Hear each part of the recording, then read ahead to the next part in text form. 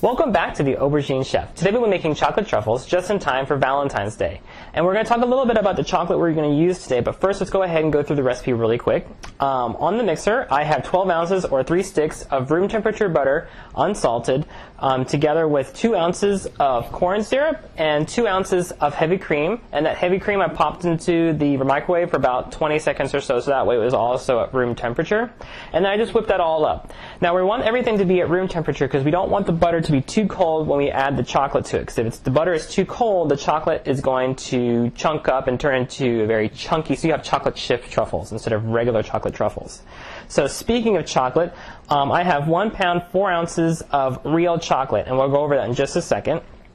Now, if you want to flavor your ganache, which is going to be the center of your truffles, there's a lot of ways you can go through it. You can flavor your heavy cream by infusing a little bit of flavor in it. It's 2 ounces, so you don't have a lot to work with, but you can do it.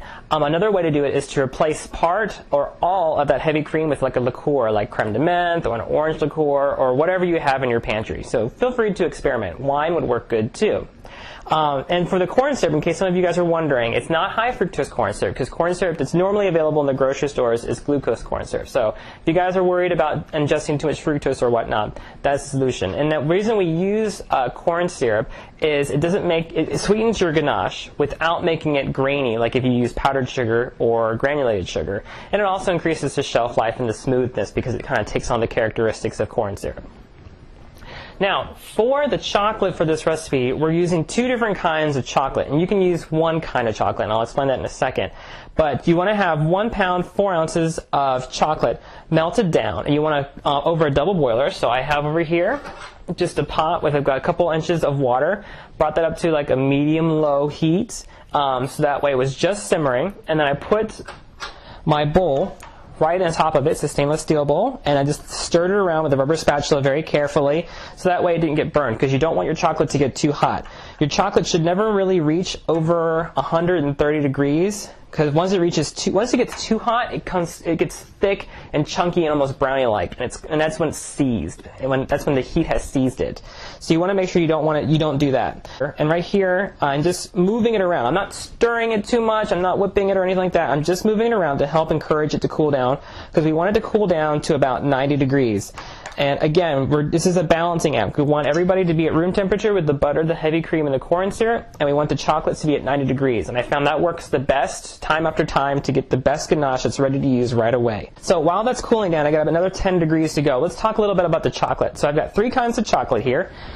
This is probably the most familiar to most of you guys. It's the Nestle's chocolate chips, and this is just regular chocolate, and you can check the back of the ingredients to make sure that it has cocoa butter in it, so that way you know it's real chocolate. And it'll also say on the label, real semi-sweet chocolate. Now this is the kind of chocolate you would want to use for your ganache, but not for dipping or coating your truffles in. And because the reason is it's a little bit thick, so it's a little hard to work with even after it's been tempered. So if you like the way this tastes, or your favorite candy bar, for example, melt that down and use it in your ganache. You can use whatever flavor you want, or of chocolate you want, in terms of like dark or milk chocolate. White chocolate you would need to adjust the ratios just a little bit. The second kind of chocolate I have over here is kind of like a couverture. I don't think this is a genuine couverture because I don't think the cocoa butter is as high, but it's not like the chocolate chips where it's not as thick after we've melted it down.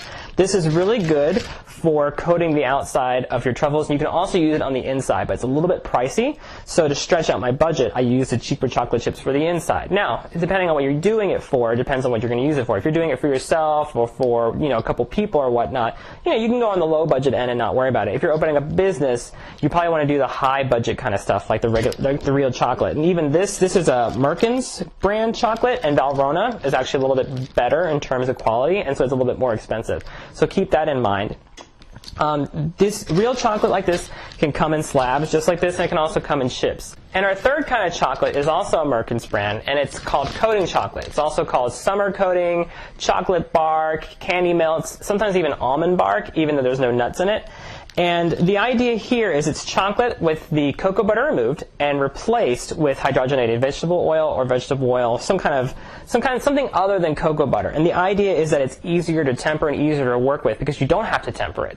So really, it's not even easier to temper. You don't have to temper it at all. So it's faster to work with. Now, it doesn't taste quite the same as regular chocolate. Now, you can get some pretty high quality coating chocolate, like this kind is, and it's a little bit harder to tell. You can definitely tell, but it's not like, say, you get candy melts and it tastes like candy as opposed to chocolate. So you can definitely get some high quality coating chocolate if you don't feel like tempering after watching this video, and you get an idea of how that works. Now, you don't really want to use this for your ganache because there's no reason to. You don't have to use tempered chocolate for the inside of your truffle. You can if you want, so you can use the chocolate chips or the slab of chocolate that I have here, the couverture, but you really don't want to use coating chocolate because that's kind of candy. It has, like I said, it has that candy flavor, and there's no reason to. So, but you can use this for the outside of it, and we'll talk about that a little bit later. So I pre-whipped my butter on the mixer before I started the episode, and I just whipped it again, just to lighten it up again, make sure everyone's the same temperature and everything like that, just because it was sitting around for a while the chocolate's cooled off. Chocolate's just about there. It's got a couple more degrees to go. So you can see how light and soft and fluffy this butter is. Again, it's got 2 ounces of heavy cream and 2 ounces of corn syrup in it as well. While your chocolate is getting ready, you also want to prepare a couple sheet pans. So what we're going to do is we're going to pipe about 50 to 60 truffles on one sheet pan, and then 50 to 60 in the other one. So that way we can bounce back and forth, and I'll show you why that's important. We have here an 18-inch piping bag and an 805 Ateco round tip. And that's going to help us create the right size that we're looking for. Now, of course, you can go bigger or smaller. I don't advise going too much smaller than this, of course. But you can go a little bit bigger if you want. It's got a couple more degrees to go, and I'm going to use it anyway, just the way it is, because I think it's going to cool off pretty quick once I add the butter to it, and it's so close anyway. But I just wanted to show you how I was stirring it. So I was pushing it up against the sides so it could cling onto the sides, and you can see how thick this chocolate chip, the Nestle chocolate chips chocolate is. So you can see why it's not really ideal for dipping. And when you're pushing it up against the sides like this, it helps it cool down a little bit faster. Now this towel underneath, one, it's nice to have something to wipe my thumbs on after I stick my finger in the bowl. But two, it was on the double boiler, and we don't want to get any water in our chocolate because that can ruin and seize our chocolate as well. And three, it helps keep our bowl in place, especially when it's a little bit wetter. It's a little dry now. But when it's wet, it helps keep the bowl from running around the table while we're working on it. Kind of the same concept if you were doing it with a cake. You use a wet paper towel on a cake. Alright, so we're at 91 degrees, so I'm good with that.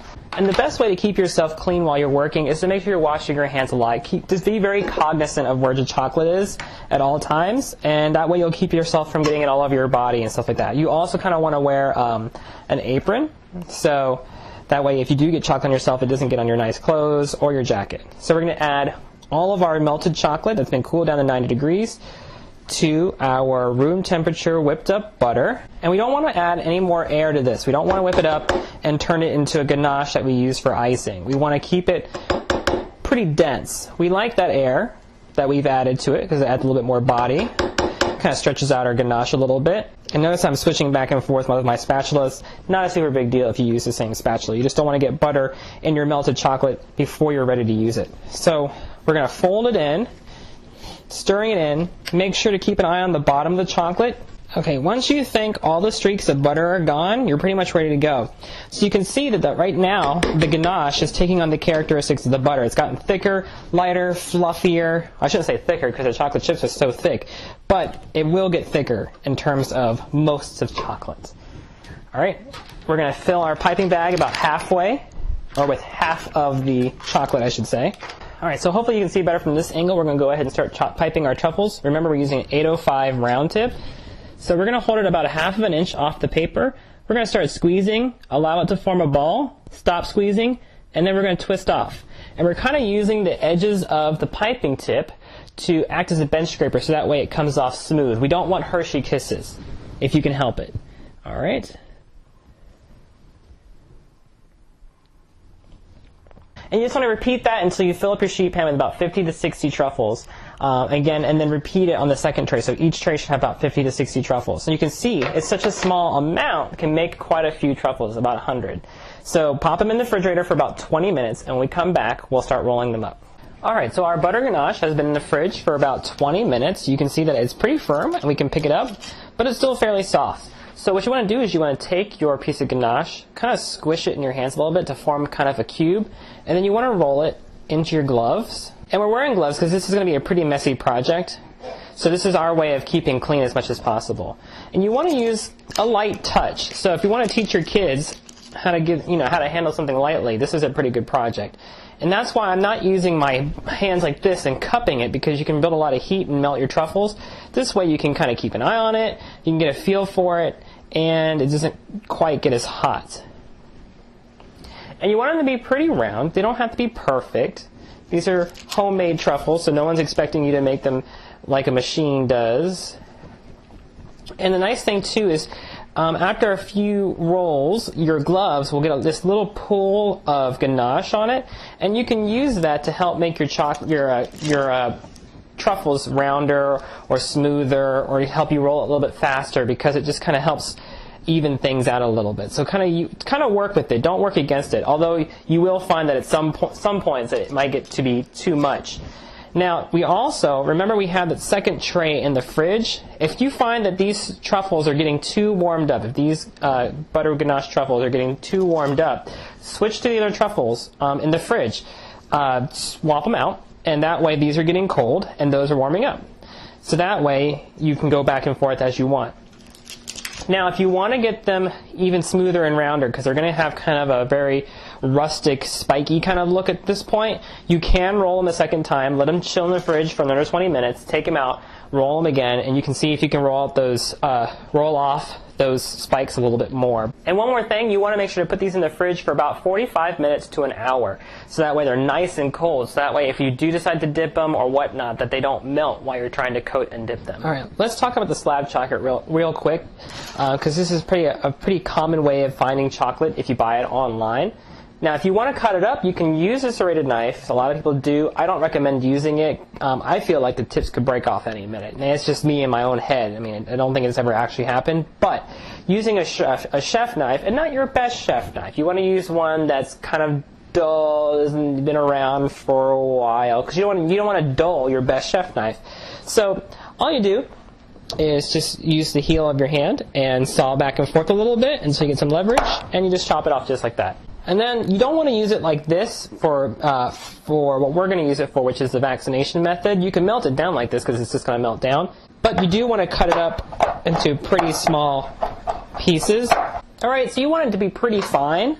And we're going to add this to the remaining of our fine chocolate. Okay, so let's talk about tempering. Just in case you do want to use real chocolate or couverture chocolate, you're going to have to temper it in order to dip or coat your truffles. Again, if you use coating chocolate, you don't have to worry about tempering. You can go straight to coating them at the sacrifice sometimes of flavor, depending if you like the flavor of coating chocolate. So here I have some of that Merkin slab chocolate melted down. Again, I don't know if it's couverture chocolate or not, but it is a good quality chocolate. And you can see that it's melted, how much thinner it is in terms of the, you remember how the chocolate chips looked? It was really thick and pasty. This will be much easier to dip and coat our truffles in.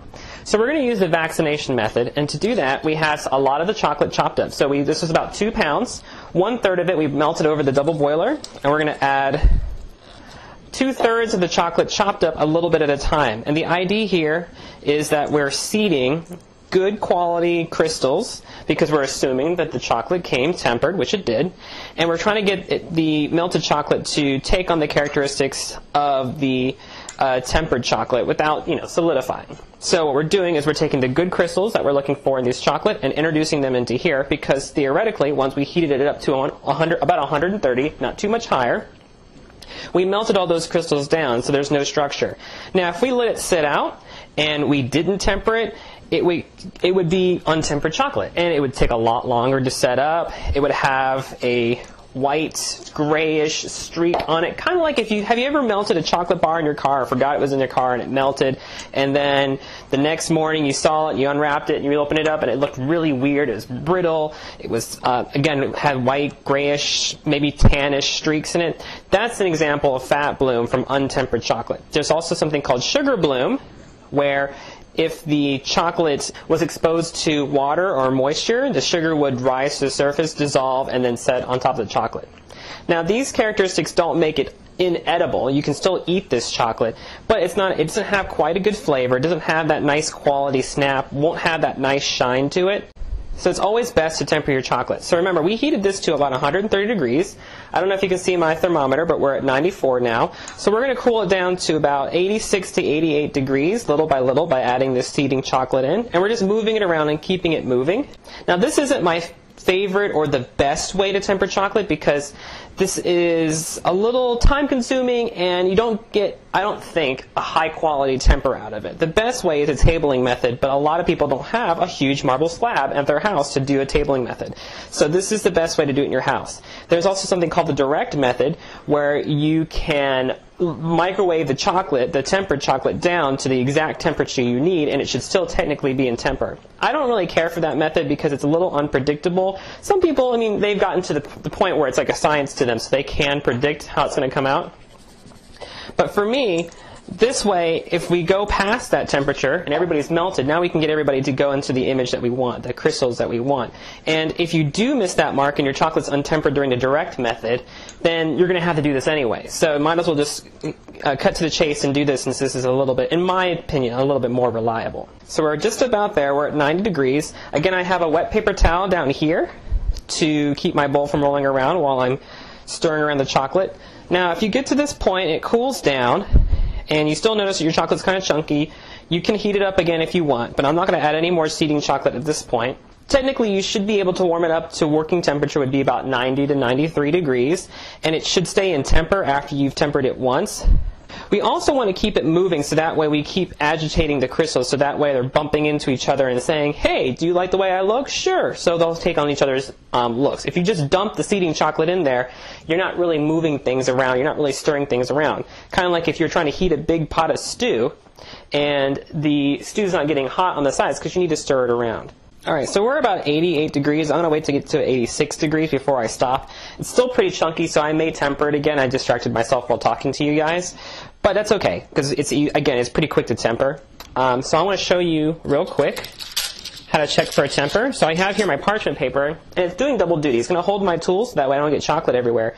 But we can also check if something's in temper by putting a thin coat of chocolate on here, and we'll just let it sit. And if it sets up pretty quickly, and it gets that nice hard, crisp texture, and it gets a nice shine, then we know we're in temper. Alright, so if you can see, the center part's still a little bit moist because it was thicker there. But it's got a nice shine to it. I can touch it and it won't, well, it's still a little warm, so it's getting my fingerprint. But this part over here where it's much more set up, it's a little bit firm to touch. It's got that nice feel, that nice crisp snap to it. So we are in temper. I went ahead and gave my chocolate a little bit of time on the double boiler to bring it back to about 93 degrees, just to melt down those chunks a little bit more. Again, if you don't go over 93 degrees, you shouldn't be getting over your temper, or losing your temper, I should say. And I just wanted to make sure to get all those chunks out. So again, you can go back and forth in the heat. You have a ton of those seeds, or the seeding chocolate, to kind of cool down your chocolate again. So that's why you always cut way, way more than you think you're going to need. So that way you just have it if you need it. So just to give you an idea, I checked the temper again using this one. It's setting up pretty quickly, so I'm comfortable with that. And this one was taken at about 93 to 95 degrees. So I'm going to guess that's our working temperature for this chocolate. And this is the colder one. Remember all those chunks in it still? And you can see it comes up just like a regular piece of chocolate. So it's a good temper. Alright, now there are a couple of ways that you can finish off your truffles. There's dipping, which is more traditional, and then there's coating, which is quick and less traditional, and they're not as strong. And we'll go over all the advantages and disadvantages as we go along. Now these are the truffles. I rolled them again real quick. Some of them still retain their spikes. It's okay. So to dip your truffle, remember, keep an eye on your chocolate. If it gets too low, about 86 degrees, you want to take it off. And you'll feel it too, getting a little bit too thick. And even now, it might be a little too cold. And these guys are cold, so it's going to chill up your chocolate. So drop that into your chocolate. Reach in with the fork. And then you kind of want to pick up your truffle and just dip the bottom of it over and over and over and over and over again in the chocolate. And the idea is that it's kind of pulling off the chocolate as you do that, so that way the shell doesn't get too thick. But it's still going to be thicker than if we use the coating method, the quick method.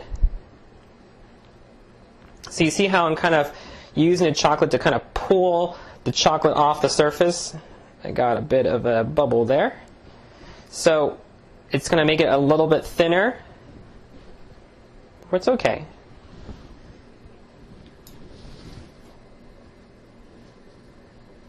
Now your truffles don't have to be perfectly round either, as you'll see with the coating method. So if you want, after you take it off the chocolate, you can roll it around on, say, like a cooling rack to give it some spikes.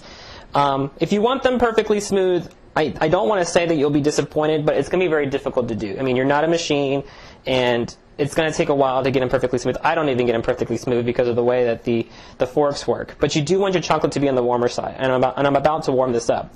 Now I left some of the seeds in there whole, so that way it keeps introducing seeds as it goes along, and it's just like you can go back and forth, back and forth, back and forth. It's not going to hurt anything leaving those seeds in there as long as there's enough melted chocolate to work with. Now, believe it or not, you don't have to use tempered chocolate to dip your chocolates in. Now, you do want to use tempered chocolate if you're not going to coat it with anything. But if you do want to use real chocolate, not candy melts or coating chocolate because you can't find a good quality one that you like, you can use untempered chocolate until you get the hang of it. And if your chocolate temper is suspect, you can use this trick as well. But after you've dipped it, you can put it in some cocoa powder or some powdered sugar or whatnot, and just let it sit there for a second so it sets up a little bit, and then your truffle is done. And that way, even if it's untempered, you won't know because you won't see it. The flavor might not be perfect, but it'll be harder to tell because it's got all that cocoa powder on there. And that way, you have a finished truffle without using tempered chocolate. All right, so we talked about how we can dip our truffles in chocolate to finish them off. So it gives them a more professional look. It gets the shell a little bit thicker. So because the shell is thicker, it travels better. So you can take it to parties and stuff like that. You can package it up. The ganache inside, even at room temperature, may get softer. But the outside shell, if it's a good temper, should be able to hold up. Now, if it's untempered, like this cocoa powder guy over here, then it probably won't hold up as well if it's untempered. So keep that in mind, especially if you're trying to take these to a party or whatever. If you're keeping them at your house, fine. That's good to go. But just keep that in mind. They don't travel well if the chocolate is not tempered. Okay, we're going to talk about another method now. This is the quick method and the method that I prefer because it's a little bit faster and you can get done sooner.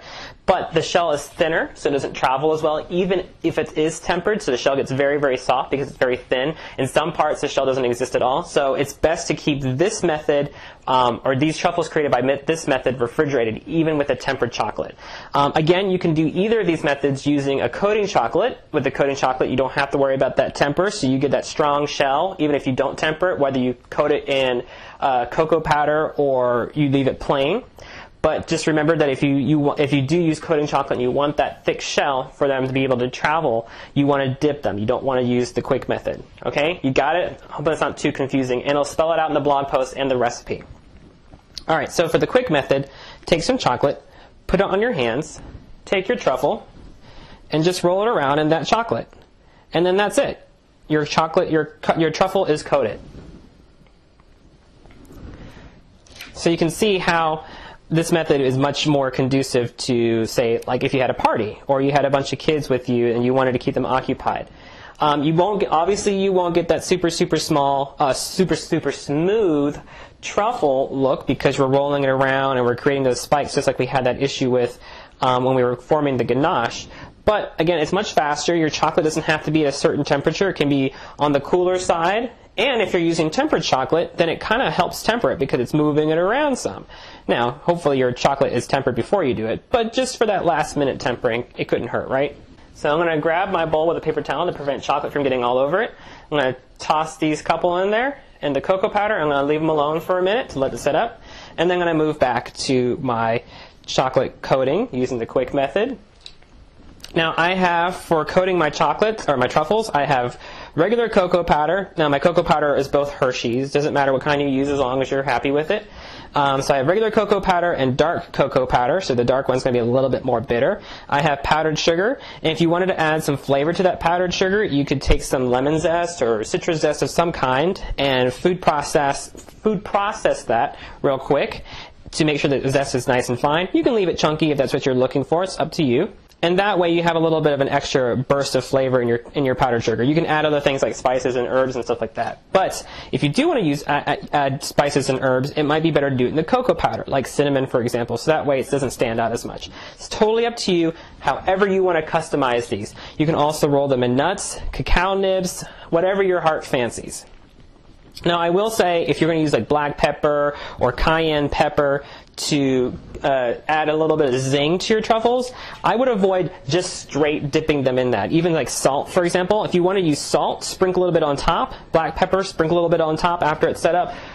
Or cut it with some cocoa powder, depending on what you're looking for in terms of appearance. Now again, because the shell is so thin, they won't travel well, but look how many I'm getting out. So and how quickly I'm getting them out. So you may want to use this method for, like, say, a party, or if you were going to host a party at your house, because you can keep a lot of these truffles in their fridge and then pull them out and replenish them as needed. Now I will say the ganache does taste epically better when it's warmed up to room temperature, because it's just melts in your mouth buttery. But again, if you're going to travel to someone else's house, you may want to use the dipping method, so that way your shell is pretty thick. And the reason we let them sit for a minute in the cocoa powder or whatever you're topping them with just before we remove them, after we've tossed them around, is because we want that shell to set up so that way we don't actually poke into it or anything like that, especially with this super thin shell. So the tempered chocolate will set up pretty quickly. The untempered chocolate will take a minute, so just be careful. You may want to fish it out with a fork, for example, and set it aside. So again, remember, untempered chocolate doesn't set up nearly as quickly as tempered chocolate. And again, you can eliminate all those worries by using coating chocolate if you're concerned. Coating chocolate would be something good to start out with for practice. Let's say you want to get these guys down pat before you try attempting tempered chocolate, because that way, if you use tempered chocolate and it doesn't work, then it's going to frustrate you because you're going to think the whole process was doomed to start with. So use coating chocolate your first time, give it a try, and then when you feel comfortable, move on to tempered chocolate. Now, if you notice, that last bowl had a mysterious green powder in it. That was wasabi powder, and I'll show you the bottle in a second, or the jar in a second where I have it. But I'm just trying to finish up this tray real quick.